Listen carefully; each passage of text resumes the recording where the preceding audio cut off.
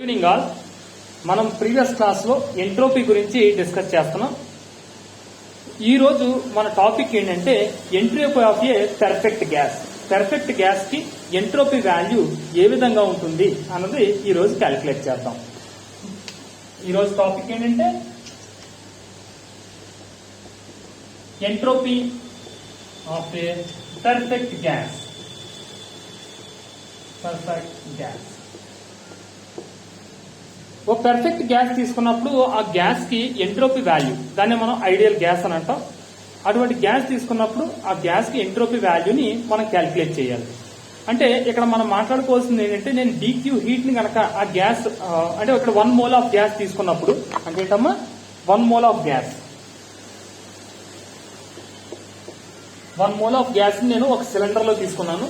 Cylinder లో తీసుకున్నప్పుడు దాని ప్రెషర్ వచ్చేసి T, దాని టెంపరేచర్ వచ్చేసి T. అలాగే ఈ 1 మోల్ ఆఫ్ గ్యాస్ ఎంత హీట్ ని అబ్జర్వ్ చేసిందంటే డీక్యూ హీట్ ని కనుక అబ్జర్వ్ చేసింది అని అనుకుంటే, మనం తీసుకున్నంతమ్మా 1 మోల్ గ్యాస్ డీక్యూ హీట్ ని కనుక అబ్జర్వ్ చేసింది అని అనుకుంటే, అప్పుడు entropy formula S equal to ఏమని చెప్తాం అంటే, ఎంట్రోపీలో వచ్చినటువంటి change delta S equal to delta Q by dV అని చెప్తాం. సారీ అంటే ఇక్కడ కంప్లీట్ గా డెల్టా టర్మ్స్ తీసుకుని ఫస్ట్ అంటే ఎంట్రోపీలో ఉన్న చేంజ్ అని చెప్పేసి అర్థమవుతుంది అని చెప్పేసి దాన్ని ఎలా ఇచ్చామో మనం డెల్టా S ఈక్వల్ టు ఇక్కడ T అన్నది ఎలాగా కాన్స్టెంట్ కాబట్టి delta S equal to delta Q by T అని చెప్పేసి రాయొచ్చు మనం. ఇక్కడ డెల్టా S అంటే కనుక ఎంట్రోపీలో వచ్చినటువంటి చేంజ్ అంటే ఏంటి, ఇనీషియల్ గా ఉన్నటువంటి ఎంట్రోపీ, ఫైనల్ ఉన్నటువంటి ఎంట్రోపీ, ఆ రెండింటి మధ్య డిఫరెన్స్ ఏమంటాం అంటే ఎంట్రోపీలో వచ్చినటువంటి చేంజ్ అని చెప్పేసి చెప్తాం మనం. ఇప్పుడు ఇక్కడ దీన్ని చెప్పడానికి, దీన్ని చెప్పిన తర్వాత మనం ఇక్కడ ఇంకొక విషయాన్ని కూడా గుర్తించుకోవాలి. ఇక్కడ మనం తీసుకున్నది 1 మోల్ ఆఫ్ ఐడియల్ గ్యాస్. మరి 1 మోల్ ఆఫ్ ఐడియల్ గ్యాస్ తీసుకుంటే కనుక స్పెసిఫిక్ హీట్ అంటే ఏం చెప్తారు మీరు?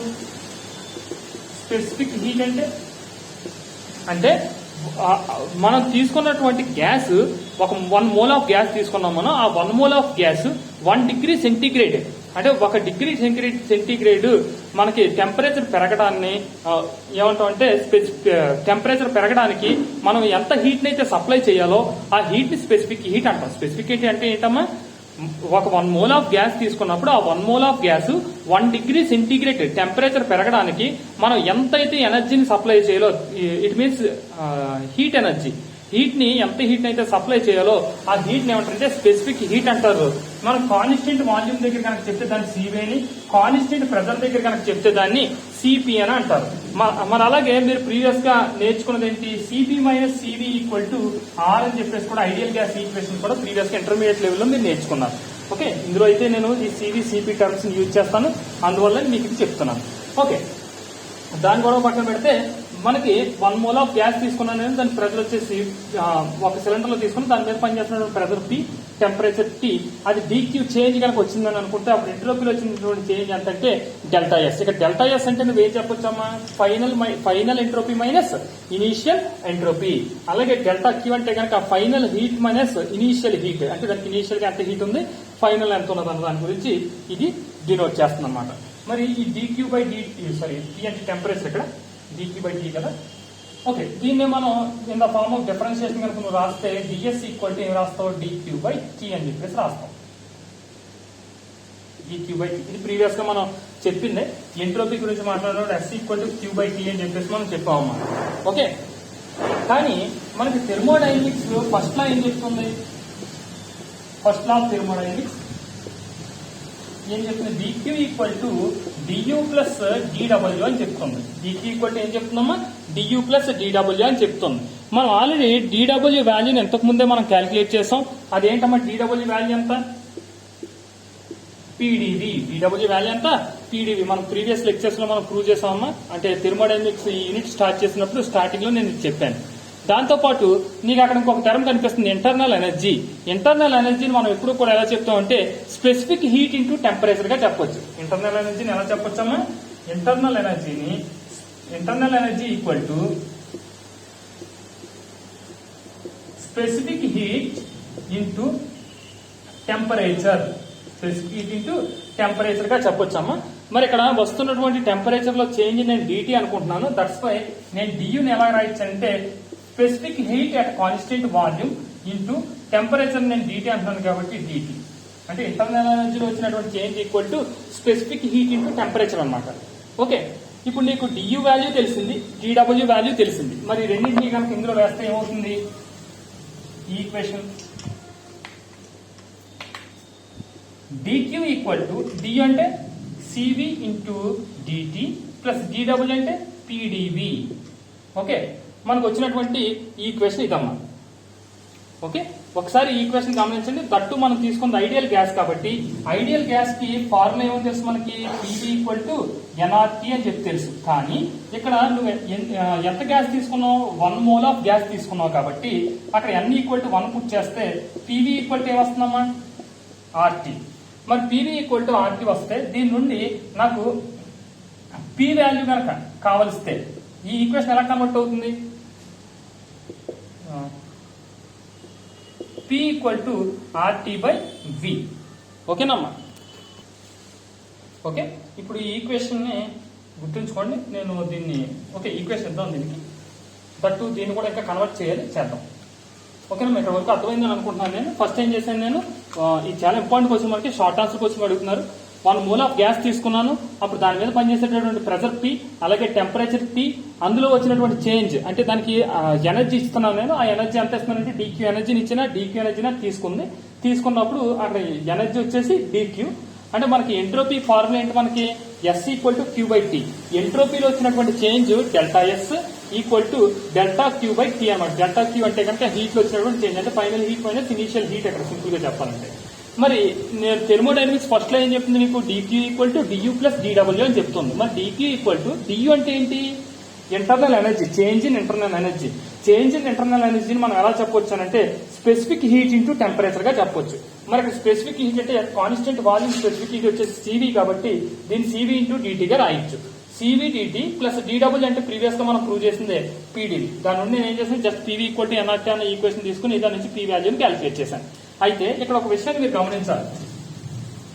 ఇక్కడ ఏముంది? ఇక్కడ టర్మ్ డిక్యూ ఉంది. మరి దీని నుండి డిక్యూ వాల్యూ కావాల్స్తే డిక్యూ ఈక్వల్ టు ఏంటమ్మా? టీడీఎస్ కదా.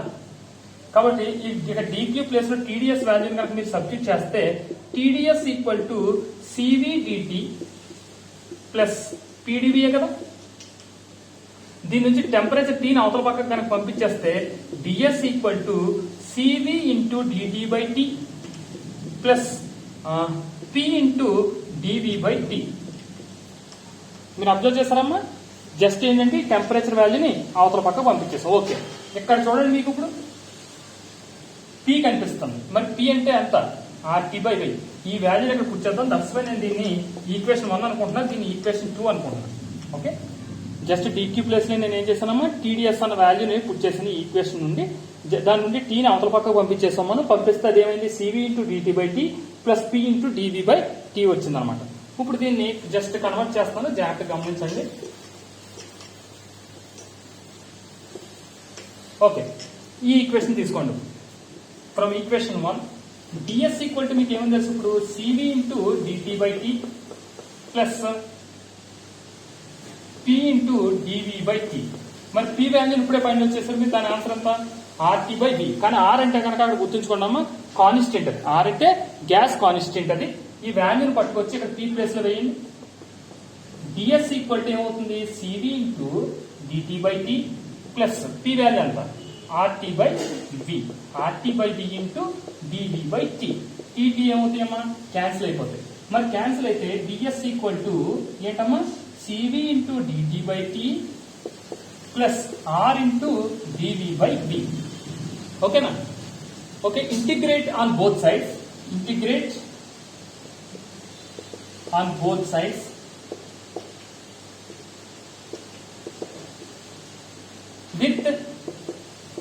with final and initial limits. అంటే ఫైనల్ ఇనిషియల్ లిమిట్స్ నేను తీసుకుంటున్నాను. ఎందుకంటే డిఎస్ అంటే ఏం చెప్పాము మనం? అక్కడ ఎంట్రోపీ అంటే ఫైనల్ ఎంట్రోపీకి ఇనీషియల్ ఎంట్రోపీకి మధ్య ఉన్నటువంటి డిఫరెన్స్ ని మనం డిఎస్ అంటాం. అలాగే అక్కడ డిటి అంటే కనుక ఏం చెప్తున్నాం మనం, ఫైనల్ టెంపరేచర్ కి ఇనీషియల్ టెంపరేచర్ కి ఉన్నటువంటి డిఫరెన్స్. అలాగే డివి అంటే కనుక ఫైనల్ వాల్యూమ్ కి ఇనీషియల్ వాల్యూమ్ కి మధ్య ఉన్నటువంటి డిఫరెన్స్ వాల్యూస్. అందువల్ల ఏంటంటే ఇక్కడ లిమిట్స్ అనేది తీసుకున్నప్పుడు నువ్వు ఫైనల్ కి ఇనీషియల్ కి తీసుకోవాల్సినటువంటి అవసరం ఉంది. దట్స్ వై నేను దీన్ని ఇంటిగ్రేట్ చేసినప్పుడు ఇక్కడ డిఎస్ ఇంటిగ్రేట్ చేస్తుంటే ఇనీషియల్ గా దీనికి ఉన్నటువంటి ఎంట్రోపీ ఎస్ఐ, ఫైనల్ గా దీనికి ఉన్నటువంటి ఎంట్రోపీ ఎస్ఎఫ్ అయితే ఇంటూ డిఎస్. ఓకేనమ్మా. అలాగే సివి అనేది అనగా స్పెసిఫిక్ హీట్ కాన్స్టెంట్, అది సివి అనేది. దట్స్ వై సివి బయటకు వచ్చేస్తే integral dT by T plus R అనేది ఎలాగో కాన్స్టెంట్ అని చెప్పుకున్నాం కదా, R into DV by V. But limits విషయానికి వచ్చేసరికి T initial and T final, అంటే ఇనీషియల్ టెంపరేచర్ ఫైనల్ టెంపరేచర్. అలాగే వాల్యూమ్ విషయానికి వచ్చేసరికి initial volume and final volume. Okay, ఇప్పుడు దీన్ని కనుక ఇంటిగ్రేట్ చేస్తే ఈ ఈక్వేషన్ ఎలా కన్వర్ట్ అవుతుందో చూద్దాం. ఇంటిగ్రల్ డిఎస్ అంటే దానికి ఇంటిగ్రేషన్ వాల్యూ వచ్చేసి S, initial limit S I, final limit వచ్చేసి ఎస్ఎఫ్. అలాగే సివి ఇంటూ ఇక్కడ నువ్వు గమనిస్తే 1/t dt కి ఫార్ములా. ఓకే, 1/t dt కి ఫార్ములా ఏంటి, 1/t కి log t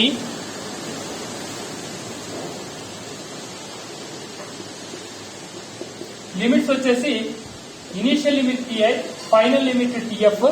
అలాగే దీనికి 1/v కి ఏమవుతుందమ్మా, R into log V initial final. Okay, దీని కనుక ఇందులో పుట్ చేస్తే ఏమవుతుంది మనకి, S final minus S initial equal to CV into దీని అప్పర్ లిమిట్ పుట్ చేసినప్పుడు ఏమవుతుందమ్మా, log T F minus initial limit put చేసినప్పుడు లాగ్ టిఐ, అంటే log T F minus log T I అని వస్తుంది. అంటే ఇది బేస్ ఈఎం అది.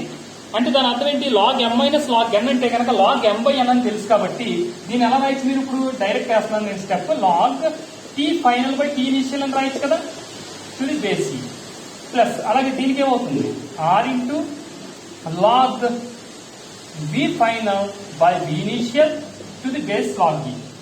ఓకే, బేస్ ఈ అనమాట. ఓకే, దీన్ని లాగ్ ఈ ఉంది కదమ్మా, దీని బేస్ టెన్స్ లో కనుక మనం మారిస్తే అప్పుడు మనం అక్కడ వాల్యూతో మల్టిప్లై చేయాల్సింది ఎంత, దేంతో మల్టిప్లై చేయాలి, 2.3026 తో మల్టిప్లై చేయాలి.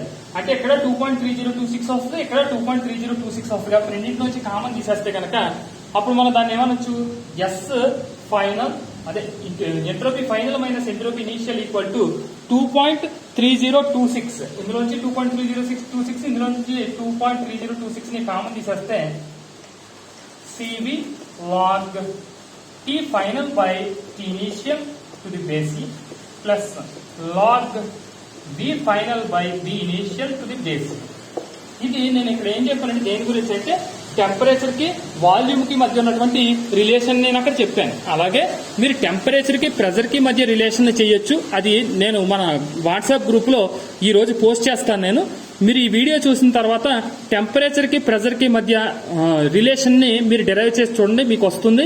దాని తర్వాత నేను దాంతో పాటుగా ప్రెజర్ కి వాల్యూమ్ కి మధ్య, ప్రెజర్ కి వాల్యూమ్ కి ఎంట్రోపీకి ఉన్న రిలేషన్ కూడా నేను మన వాట్సాప్ లో పోస్ట్ చేస్తాను. వాటిని చూసి ఆ రెండు కూడా మీరు డెరైవ్ చేయండి అమ్మా. Thank you. That's it for today.